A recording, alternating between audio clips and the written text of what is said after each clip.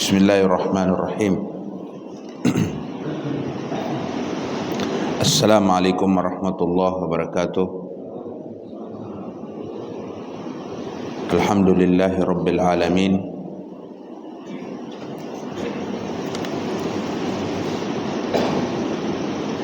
Wa bihi nasta'inu ala umuri dunya waddin. Wassalatu wassalamu ala asyrafil anbiya'i wal mursalin Nabiuna Muhammadin wa ala alihi wa ashabihi ajma'in.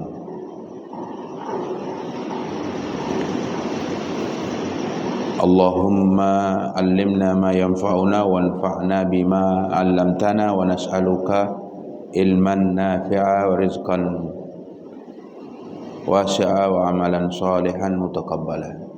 Amin wa barik. Hadirin wa hadirat rahimakumullah. Allah Subhanahu wa taala mengingatkan ke kita bahwasanya nikmat yang Dia telah berikan ke kita itu tidak akan mampu untuk kita hitung. Allah berfirman, "A'udzubillahi minasyaitonirrajim, wa in ta'uddu ni'matallahi la tuhsuha." Ini kalau kalian ingin hitung nikmat-nikmat yang kuberi ke kalian, maka kalian tidak akan mampu menghitungnya. Kehidupan ini adalah nikmat. Ini Allah berikan kita kehidupan. Ini adalah nikmat bagi kita. Fasilitas-fasilitas yang menunjang kehidupan kita pun diberikan oleh Allah Subhanahu wa taala, dimudahkan oleh Allah Subhanahu wa taala. Juga ini nikmat. Allah tumbuhkan tanaman, nikmat bagi kita. Allah tundukkan hewan-hewan untuk kita konsumsi dagingnya, untuk kita minum susunya, untuk kita manfaatkan sebagai tunggangan, atau kita jadikan sebagai hiasan. Juga nikmat dari Allah Subhanahu wa taala. Allah tundukkan matahari buat kita, Allah tundukkan bulan buat kita, Allah anugerahkan kita hujan. Alhamdulillah, hujan sudah turun. Walaupun di sana ada wacana penggiliran distribusi air. Ya, saya sudah tahu di sini, tapi di wilayah sana mulai diterapkan hari Senin katanya, per 2 hari. Jadi ini nikmat. Ya Allah.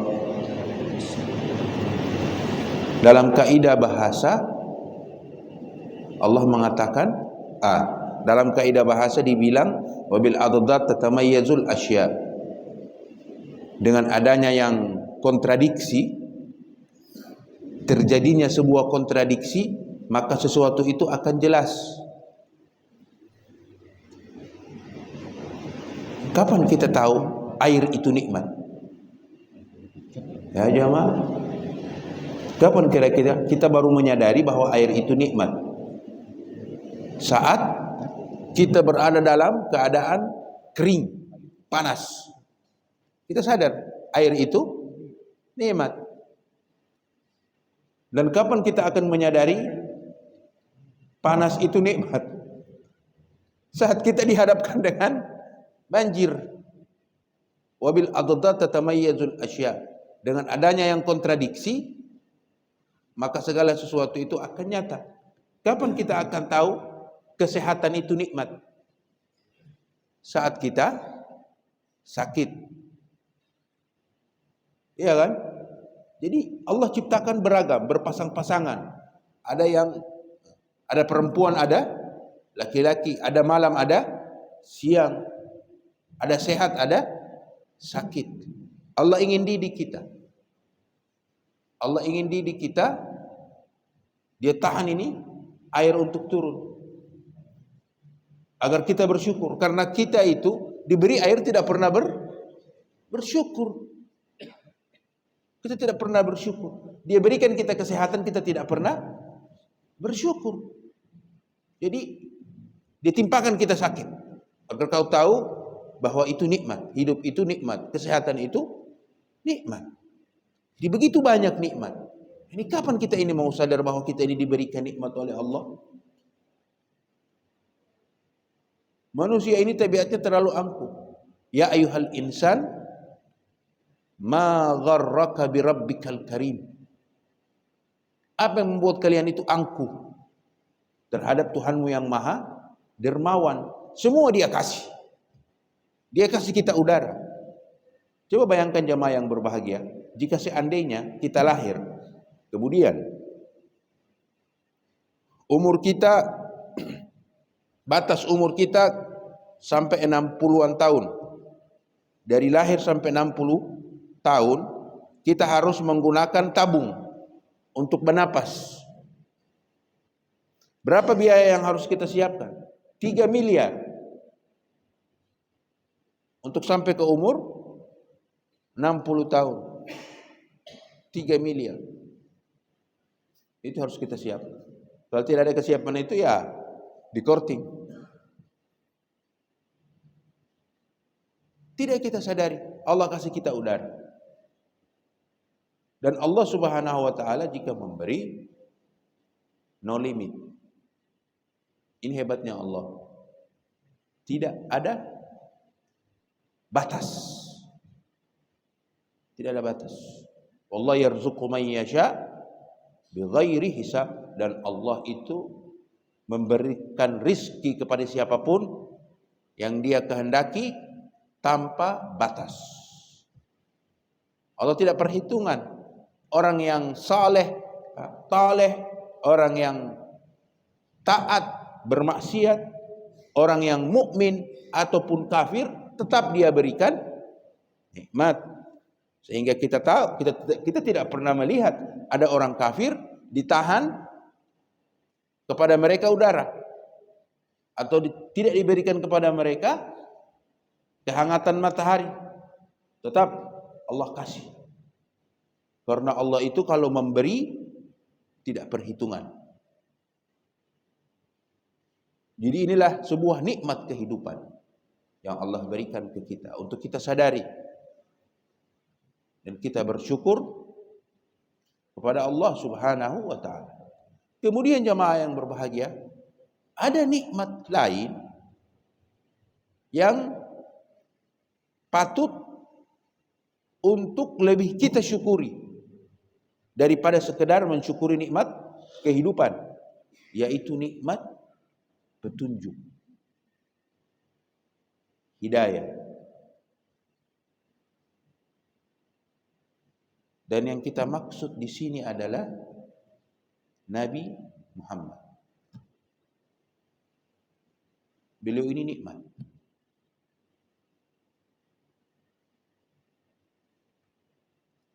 Apa manfaatnya kita hidup tanpa petunjuk? Kira-kira demikian ya. Tidak ada manfaat. Yani kita ini hidup keinginan dan harapan kuat bahagia. Orang hidup untuk bahagia. Karena kita berhadapan dengan penyakit-penyakit jiwa. Depresi, stres, takut, sedih, gundah. Ini semua penyakit-penyakit jiwa. Allah menyatakan, "Wa man a'rada an dzikri", barang siapa yang berpaling dari peringatanku, fa inna lahu ma'isyatan dhanka. Untuknya, baginya kehidupan yang sempit. Ini keputusan Allah. Yakni orang yang berpaling, orang yang mengabaikan, Ku ingatkan, kata Allah, hidupnya sempit. Apa itu hidup sempit? Dia tidak pernah merasakan keluasan dalam hidup, walaupun dia hidup dalam keluasan segala-galanya. Mau materi kah? Mau reputasi kah? Mau status sosial kah? Mau ilmu? Mau kedudukan? Luas. Tapi a'rada an dzikri, mereka berpaling dari peringatanku, hidupnya sempit. Yani kalau orang sudah hidup sempit, maka dia telah menyiapkan sarang penyakit-penyakit kejiwaan di dalam dirinya. Kita banyak mendengar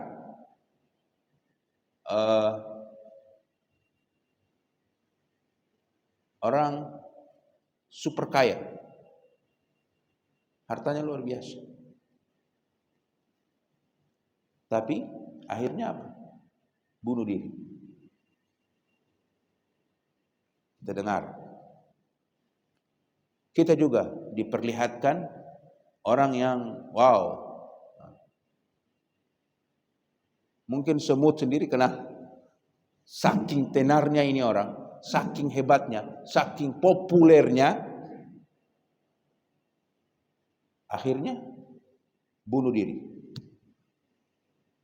Ini mengapa ini tingkat bunuh diri makin tinggi, jamaah? Dan bukan orang kreceh-kreceh yang bunuh diri, bukan hanya orang fukara, orang-orang miskin, tapi orang-orang yang punya kedudukan, orang-orang yang diluaskan oleh Allah harta, jabatan, kedudukan, dunia diluaskan oleh Allah, bunuh diri. Orang yang begitu sangat populer bunuh diri. Orang yang begitu sangat cerdas bunuh diri.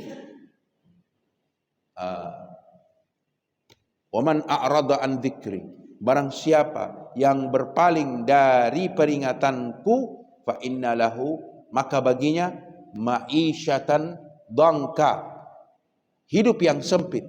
Kita jika merasakan ada yang tidak beres dengan kejiwaan kita,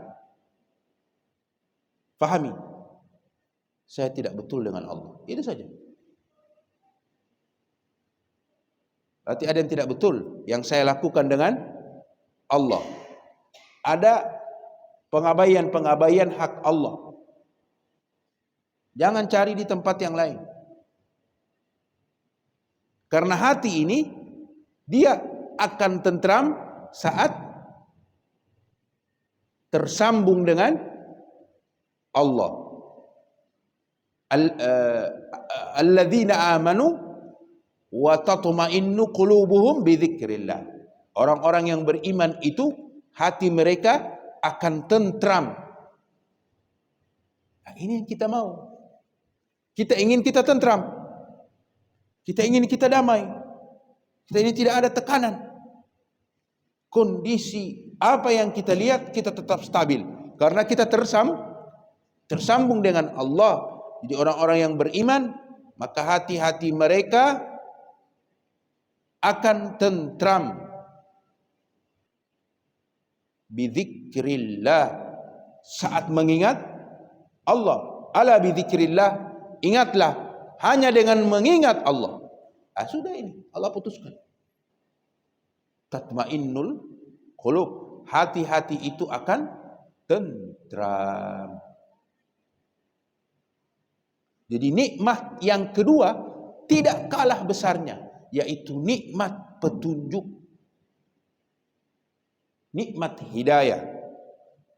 Karena kehidupan tidak akan ada artinya jika tidak diiringi oleh petunjuk, bimbingan wahyu, bimbingan ilahi.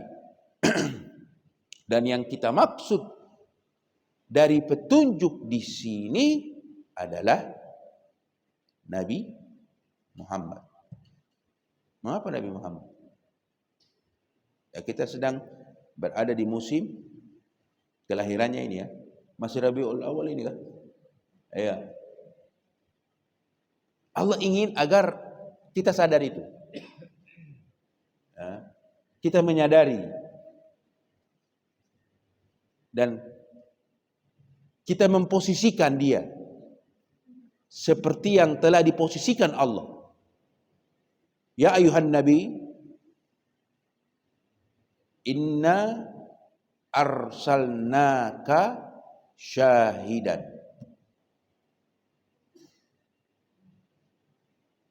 wa mubashiran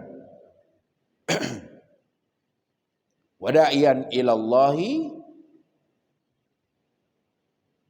Inna arsalnaka syahidan wa mubashiran wa da'iyan ilallahi biiznihi wa sirajan munira. Jadi Allah ingin agar kita melihat beliau sebagai petunjuk, alat mediasi. Beliau ini mediator ya. Mediator yang memediasi perantara kita tersambung dengan Allah. Lihatlah beliau demikian. Jangan lihat beliau sebagai manusia biasa. Kemuliaan beliau karena Rasul. Karena Allah memilih beliau untuk menjadi mediator. Dan pilihan itu dengan pengetahuan. Pengetahuan Rabbul Alamin. Walaqad ikhtarnaka ala ilmin, dan sungguh kami telah memilihmu ya Muhammad dengan pengetahuan, yakni bukan diacak. Banyak orang di sini ini kau tidak, itu lain cerita. Allah pilih dengan pengetahuan. Bayangkan jamaah, satu negara ingin kirim dubes, duta besar ke negara lain. Apa kira-kira prasyaratnya? Lulus SD cukup kau pergi sana, begitu kah? Lulus SMP, lulus punya S1 gelar, tidak cukup. Kau harus profesor, kau harus punya disertasi yang hebat, kau punya pengalaman yang ini, puluhan tahun kau, karena kau ini yang memediasi sebagai perantara negara ini dan sana. Lalu bagaimana jika itu menjadi seorang perantara antara hamba dan pencipta? Membutuhkan ya bukan sembarang manusia, bukan sembarang orang. Oleh karenanya itu Allah mengatakan walaqad ikhtarnahu ala ilmin. Kami telah memilihnya dengan pengetahuan. Bagus. Allah. Ini orang hebat. Ini hambaku yang hebat. Angkat, dipilih oleh Allah. Sehingga dia diberikan mandat dan tugas. Inilah. Yani kalau kita duduk berdua dengan diri ini jamaah, lalu bertanya ke diri sendiri, pertanyaan yang jujur dan jawaban yang jujur. Saya ini kenal Nabi kah? Ya, ini pertanyaan tidak butuh jawaban. Cukup bagi kita untuk menjawab sendiri. Ada waktu di saat kita mau merenung, mengevaluasi keadaan, khususnya di akhir-akhir tahun ini, sisihkan ini pertanyaan. Saya ini kenal Nabi kah? Ini.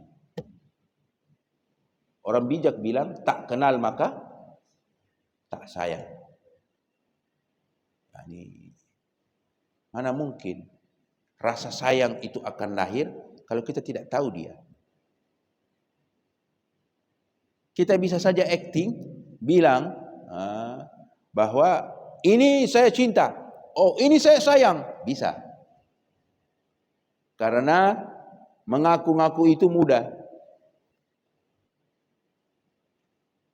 Kita bisa berakting, mengatakan sesuatu. Qul in kuntum tuhibbunallaha, katakan jika kalian itu mencintai Allah. Ini ayat turun kepada suku Najran. Suku Najran ini suku Nasrani yang memberikan alasan kepada Nabi mengapa Isa itu mereka jadikan Tuhan. Mereka punya keyakinan bahwa Isa itu hamba yang sangat dikasihi oleh pencipta. Oleh karenanya itu mereka mengharap dengan pengangkatan Isa sebagai Tuhan akan mendapatkan cinta dari pencipta. Turun ini firman. Qul in kuntum tuhibbunallaha, katakan ke mereka ya Muhammad, jika kalian itu mencintai Allah, fattabi'uni, ikuti aku. Bukan dengan alasan-alasan yang ataupun praktek-praktek aneh yang kalian buat. Jadi indikasi bahwasanya kita itu cinta, ittiba, mengikuti.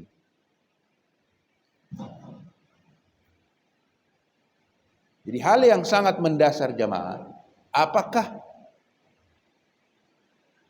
saya ini cinta Nabi? Itu dulu. Mengenal Nabi. Karena tidak akan mungkin lahir cinta tanpa pengenalan. Ya, ini ada orang masuk dari pintu sini basah-basah karena hujan. Di antara jamaah masjid terbagi dua, ada yang kenal, ada yang tidak. Yang kenal melihat, oh ini Pak Wali, wali kota, masuk. Apa respon yang mengenal? Berdiri ya, mempersilahkan. Siapkan dia apa mungkin kursi, minuman, oh kedinginan, apa wali, apa perusahaan, gelisah dia untuk memberikan pengabdian. Yang tidak kenal kira-kira bagaimana reaksinya? Kalau tidak kenal, kau urus dirimu sendiri, aku tidak mau pusing. Kau cari tempat-tempat yang layak, yang kau nyaman, merasa nyaman untuk duduk di situ. Aku sibuk dengan kegiatan, aku akan aktif dengan aktivitas. Begitu kan? Terkadang kita tidak mau berdiri karena kita tidak kenal dia. Tetapi kalau kita kenal, kita sambut dengan berdiri. Jadi makin kita kenal seseorang, maka makin kita tempatkan dia pada tempat. Tetapi jika tidak kita kenal, kita tidak akan peduli. Begitu banyak orang-orang hebat yang saya tidak kenal, saya biasa. Tapi kalau ada yang saya kenal, tidak mungkin reaksi saya itu seperti biasanya, tidak mungkin. Jadi krisis pengenalan ini yang membuat kita tidak ada rasa cinta full kepada Nabi. Paling-paling kita berakting saja. Saya cinta kepada Rasulullah, saya bersalawat kepada Rasulullah sebagai bentuk cinta saya. Tidak cukup. Itu semua tidak cukup. Orang munafik bersalawat kepada Rasulullah. Bahkan orang munafik paling keras berteriak, "Hadza Rasulullah!" kalau Nabi itu datang. Mereka yang paling melengking ke langit suaranya. Sahabat-sahabat biasa diam. Tapi kalau sudah ada mereka, kacau sudah.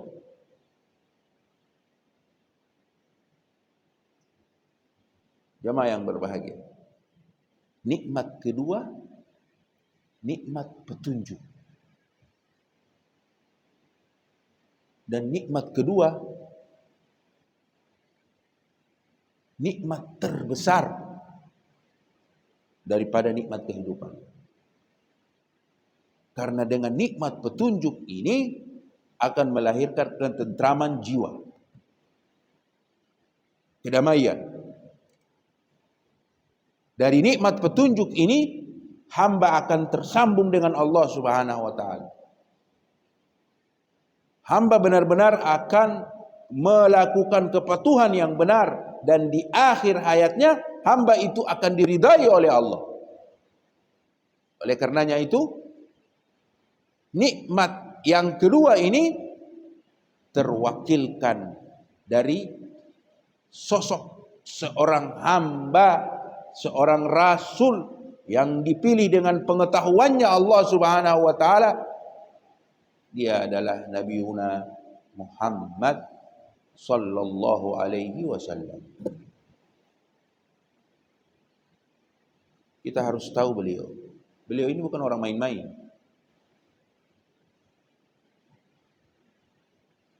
Dan kita tidak boleh main-main untuk mengenal beliau.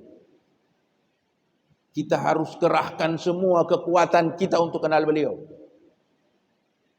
Tidak cukup dengan kegiatan-kegiatan aktivitas keseharian kita mengenal beliau, itu pun setahun sekali.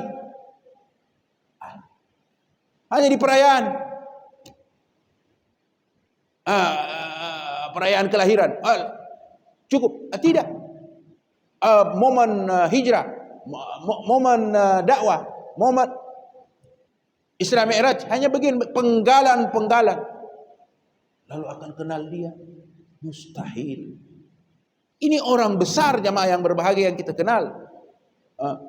Barat mempromosikan orang-orang hebat itu tiap hari. Si fulan ini tokoh bla bla, lalu diceritakan biografi kehidupannya, dibuat buku-buku, dibuat seminar, dibuat tiap hari. Ini sosok yang dipilih dengan pengetahuan Allah Subhanahu wa taala. Kita redup-redup semangat untuk cari tahu siapa dia. Jadi mustahil. Umat sekarang rapuh.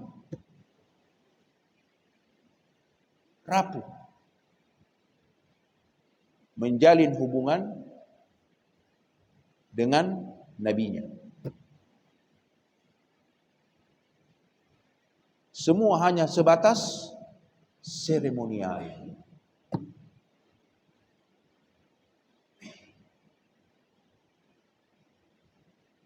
Sahabat begitu sangat mengenal Nabi.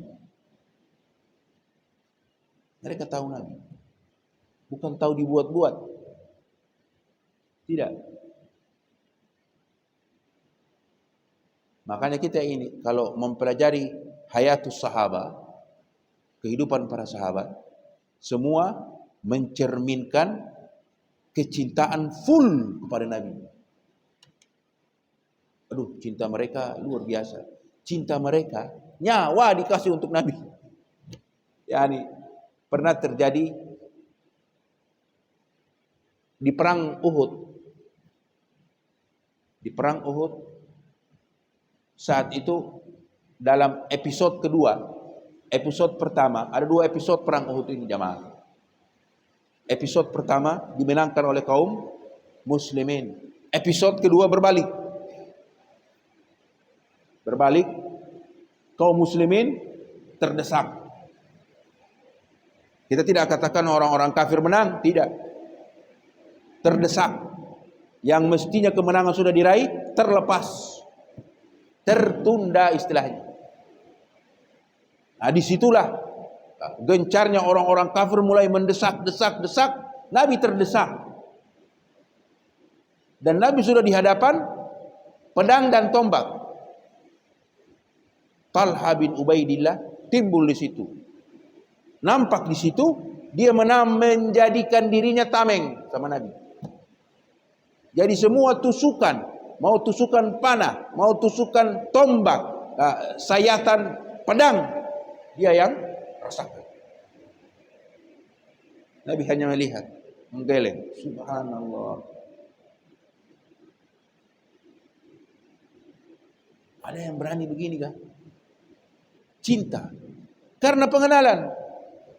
Dan Talha, dia hidup. Dia tetap hidup. Rasulullah SAW mengatakan bahwa jika kalian ingin melihat syahidul hayy, ini Talha. Syahid ini orang yang sudah mati ya. Syahid. Mati dalam medan tempur, itu namanya syahid. Yang ini berjuang di jalan Allah. Seseorang yang tewas, mati, berjuang di jalan Allah dikatakan syahid. Talha dibilang syahid. Syahidul hayy, tapi syahid yang hidup. Dia adalah Talha. Jadi memang rasa cinta mereka itu lahir dengan sebuah pemahaman jamaah yang berbahagia. Dia tidak butuh seremonial. Sahabat-sahabat tidak butuh itu. Sahabat-sahabat tidak ingin berperilaku seperti orang-orang munafik. Hanya teriak-teriak. Mengatakan bahwa cinta sama Nabi. Tetapi actionnya tidak ada. Ini dikarenakan pengetahuan tentang profil kenabian tidak ada. Tentang profil Nabi Muhammad ini tidak ada. Jadi memang wajib bagi kita untuk mengoleksi sejarah hidup beliau alaihissalatu wassalam. Harus kita punya itu. Karena kita bicara orang terbesar, manusia yang terbaik, dan tidak berlebihan. Kita katakan dia putra terbaik yang dilahirkan oleh Nabiullah Adam alaihissalam. Dan tidak akan ada tandingan. Tidak akan ada sepertinya.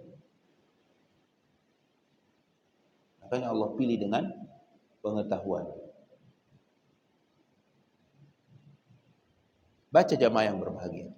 Koleksi bukunya. Harus punya. Yakni kalau kita baca beliau, manfaatnya bukan hanya mengetahui beliau saja. Tetapi manfaatnya kita akan tahu apa? Satu paket. Kita akan tahu Islam. Kita akan tahu agama kita. Kita akan tahu tentang Al-Quran. Kita akan tahu.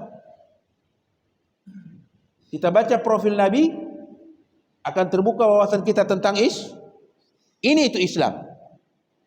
Islam bukan teori. Islam yang benar-benar Rasulullah praktekkan. Ayat-ayat Al-Quran turun, kita faham. Karena memang perjalanan hidup selama 23 tahun itu fase dakwah. Tetapi fase keseluruhan umur Nabi itu 63 tahun. Ini lahir dengan sebuah perjuangan luar biasa. Sehingga kita selama fase dakwah 23 tahun, Quran turun, ada gambaran kita tentang Al-Quran. Tujuannya kita merasakan apa? Kita di dalam berislam itu ada rasa.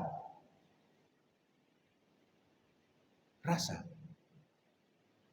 Feeling.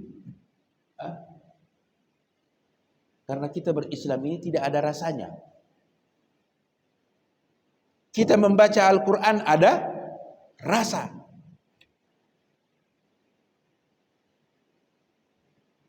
Kita membutuhkan rasa. Tetapi selama sebuah pendekatan diri kepada Allah tidak dibangun dengan rasa, maka itu hanya akan dilakukan seperti seorang anak kecil yang menunjukkan keislamannya, atau seorang artis yang dituntut di hadapan kamera berakting tentang Islam. Ini hal yang sangat penting. Terakhir jamaah,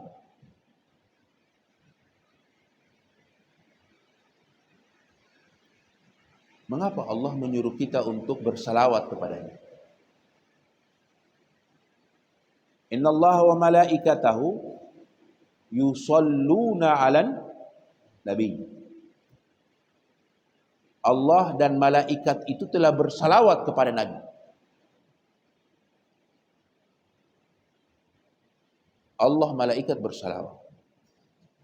Luar biasa ini Nabi. Tidak main-main. Karena Allah tahu pengorbanan Nabi. Allah tahu hidupnya itu satu, risau. Hamba-hamba Allah tersambung dengan Allah, itu saja. Ya ayuhan nabi, inna arsalnaka syahida wa mubashshira wa nadhira wa da'iyan ilallahi biidnihi wa sirajan munira. Ini ringkas tentang ketetapan Allah kepada Nabi, pilihan Allah kepada Nabi. Dia ini siraj, pelita, dan siratnya munir, menerangi. Dan dia sudah tunjukkan, dia kerja keras selama 23 tahun, semuanya dia korbankan. Tujuannya apa?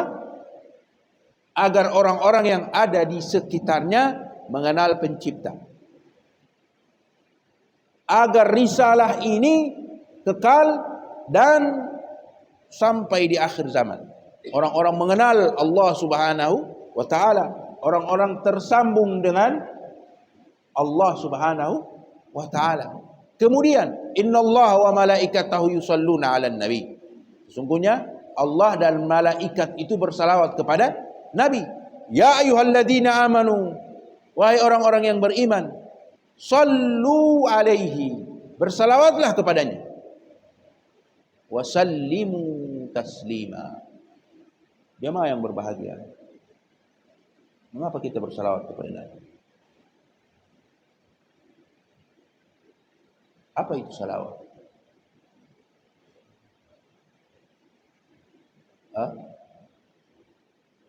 Apa itu salawat jemaah? Syuruk ini jam berapa kan? Sedikit lagi. Salawat itu doa. Salawat itu adalah doa. Persembahkan untuk Nabi doa yang terbaik. Salawat ini bukan cuma sekedar Allahumma salli ala Muhammad wa ali Muhammad kama salli. Tidak. Kita doakan Nabi, karena kita tidak bisa membalas jasanya. Sebab dia kita ini tersambung dengan Allah. Ada upaya terbaik yang diberikan orang ke kita, seperti yang diberikan Nabi ke kita untuk menjalin hubungan dengan pencipta, tidak akan ada. Dia korbankan semua miliknya, bahkan dia siapkan, korbankan nyawanya agar kita mengenal Allah, agar kita menyembah Allah, agar kita tersambung dengan Allah. Kemudian kita disuruh berdoa sebagai bentuk balasan baik kita kepadanya. Hanya main-main?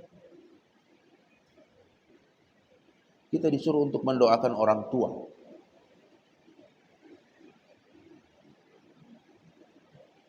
Wa qul rabbirhamhuma kama rabbayani sagira. Kita disuruh untuk doakan orang tua. Kita kalau doakan orang tua kira-kira main-main kah? Hanya sebatas teriak-teriak kah? Begitu banyak umat bersalawat kepadanya, tetapi sebatas teriak. Ini dia tidak mau tunjukkan, saya ini sedang berdoa. Yang saya doakan adalah Nabi saya. Allahumma salli. Ya Allah, anugerahkanlah salawat. Yakni saya mengharap agar Allah anugerahkan rahmat kepada Nabi. Wasallim, kesejahteraan. Sedang berdoa tapi teriak-teriak. Allah jamaah, ada momen yang pernah kita lihat, orang bersalawat teriak-teriak kayak nyanyi, teriak-teriak kayak sambil tertawa. Beginikah berdoa? Dan dia tidak sadar bahwa orang yang dia doakan ini orang yang terbesar.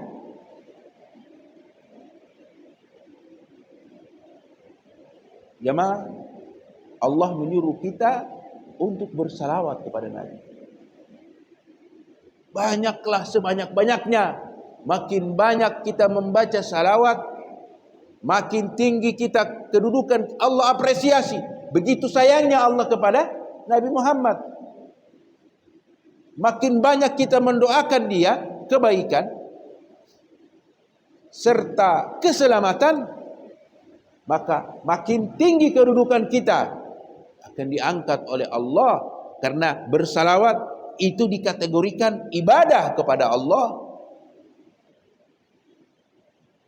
Tetapi kita harus mengenal bahwasanya salawat itu adalah doa. Kita disuruh untuk membalas jasa beliau. Man asda ilaikum ma'rufa fakafi'u. Barang siapa yang berbuat baik kepada kalian, maka balaslah. Jika kita tidak mampu membalas kebaikan itu, cukup kita doakan baik kepadanya. Dan hanya ini yang bisa kita beri kepada Nabi Muhammad sallallahu alaihi wasallam. Wallahu a'lam. Aqulu qouli hadza wa astaghfirullah li wa lakum. Ada yang mau ditanyakan jemaah? Masih berapa? Silakan.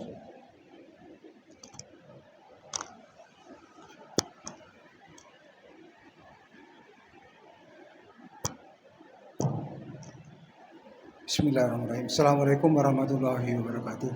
Warahmatullahi wabarakatuh. Ustaz, ya mau nanya terkait ya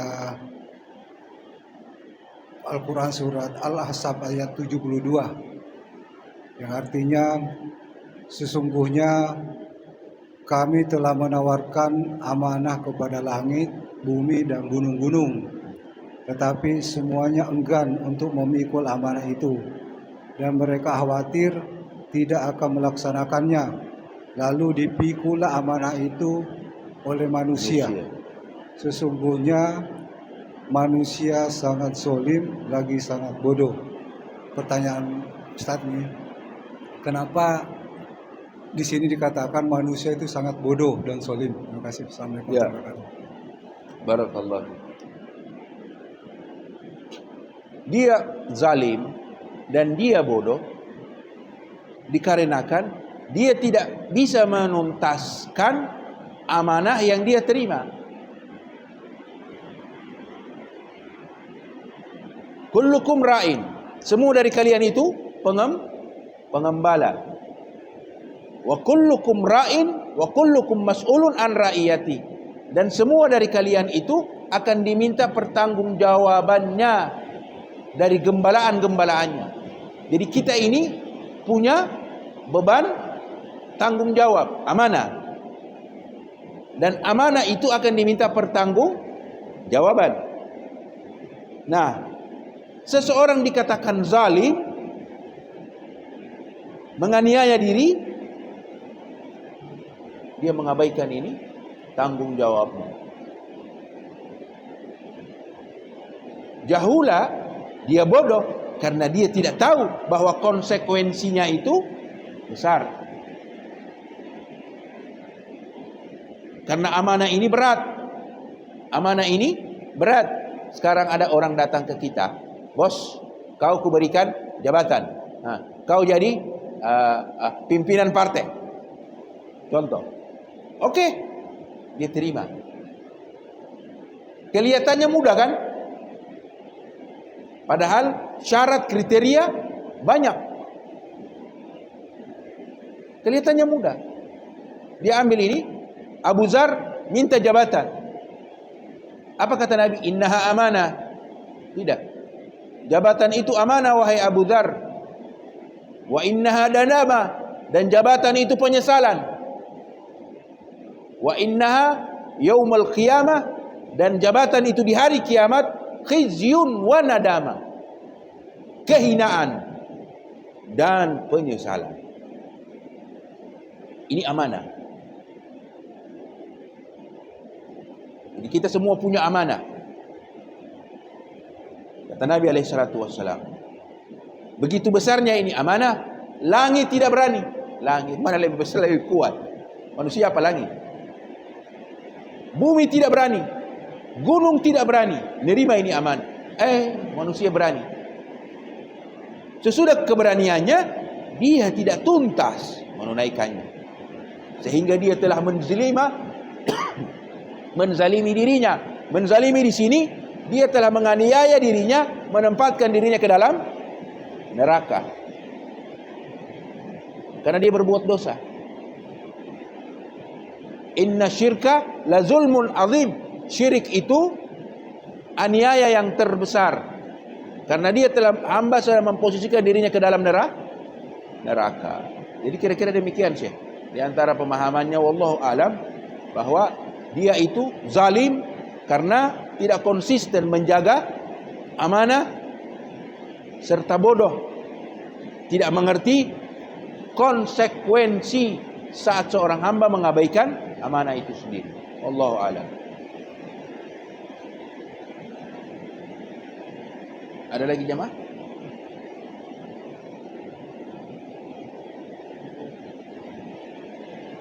Selesai. Subhanakallahumma bihamdika asyhadu an la ilaha illa anta astaghfiruka wa atubu ilaik. Wa sallallahu ala sayyidina Muhammadin wa ala alihi wa ashabihi wa man tabi'ahum bi ihsanin ila yaumiddin. Amin amin ya rabbal alamin, walhamdulillahi rabbil alamin. Wassalamu alaikum warahmatullahi wabarakatuh.